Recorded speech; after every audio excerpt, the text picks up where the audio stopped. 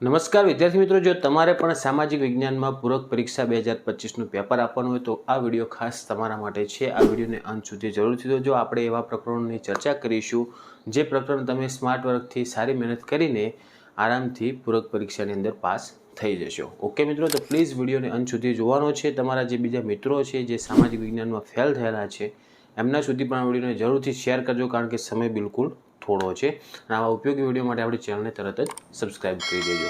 Okay મિત્રો, તો પહેલાં આપણે જુઓ પ્રકરણ લખ્યા છે ટોટલ 2, 4 અને 5 પ્રકરણ કરવાથી તમે 39 માર્ક્સ લાવી શકશો સામાજિક વિજ્ઞાનમાં અને પાસ પણ થઈ શકશો। એ પ્રકરણના નામ કયા કયા છે એ પણ તમે જોઈ નાખો, કારણ કે અમુક વિદ્યાર્થીઓ જોડે જૂની પાઠ્યપુસ્તક પણ હોઈ શકે છે, તેથી નવો અભ્યાસક્રમ મુજબ કયો ક્રમ છે એ પણ મેં એના માટે તમને ફાયદો થાય એના માટે નામ પણ એના લખી દીધા છે। ઓકે, તો મિત્રો પહેલાં આપણે ચેપ્ટર 5 કરવાનું છે, જેનું નામ છે ભારતનો વિજ્ઞાન અને ટેકનોલોજીનો વારસો। આ એકદમ ઇઝી ચેપ્ટર છે, તમારે બધી જ થિયરી તૈયાર કરી નાખવાની છે।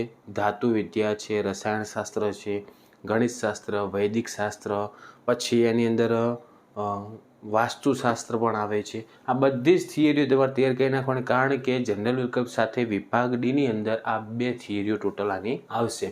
મતલબ આના 2 પ્રશ્ન આવશે તો 8 ગુણ તમારે વિભાગ ડીમાંથી આ 5મા પ્રકરણમાંથી કવર થઈ જશે। પછી આગળ આપણે 10મું પ્રકરણ કરવાનું, જેનું નામ છે ભારત કૃષિ। આના પણ સેમ ટુ સેમ વિભાગ ડીની અંદર 4 ગુણના 2 પ્રશ્ન આવશે જનરલ વિકલ્પ સાથે। તો 2 પ્રશ્ન 5મા પાઠના અને 2 પ્રશ્ન 10મા પાઠના, અને 1 પ્રશ્ન તમારે કોઈ બી કરી નાખવાનો એટલે ટોટલ 5 પ્રશ્ન લખો એટલે વિભાગ ડીમાં તમારે 20માંથી 20 થઈ જશે। તો આ 2 પ્રકરણ તો તમારે કરવાના, એના પણ 2 પ્રશ્ન આવશે। આ 9 ગુણનું ચેપ્ટર છે, ચેપ્ટરનું નામ છે ભારત કૃષિ અને 10મું નંબરનું પ્રકરણ છે। પછી આપણે ચેપ્ટર 17 આવશે, જેનું નામ છે આર્થિક સમસ્યાઓ અને પડકારો, જેમાં ગરીબી અને બેરોજગારી। આનો પ્રશ્ન પણ એક સેક્શન ડીમાં આવે છે।